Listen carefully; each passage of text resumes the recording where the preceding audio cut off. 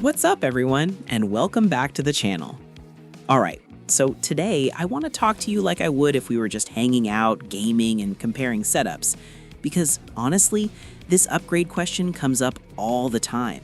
The RX 6400 versus the GT 1030. And yeah, on paper it sounds simple, but in real gameplay, especially Fortnite, the difference hits you right away. The RX 6400 almost doubles the FPS of the GT 1030, and trust me, you feel it. The game just reacts faster, edits come out cleaner, and those random stutters that the 1030 loves to throw at you, they're basically gone. It's like the game finally breathes. But here's the funny part. Visually, it's not some mind-blowing transformation.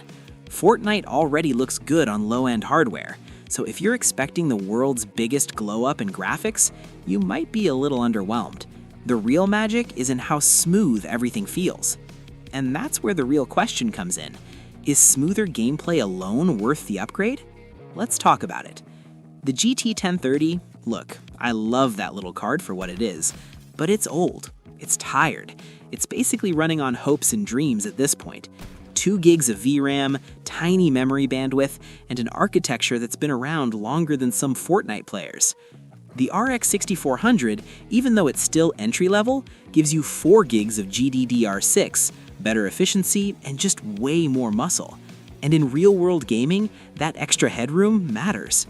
You can push settings a bit higher, you get fewer dips, and the whole experience just feels more stable.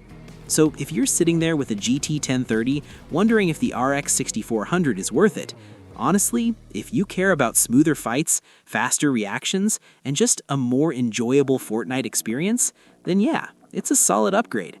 Not a miracle card, but a real improvement. Thanks for watching, and I'll see you in the next one.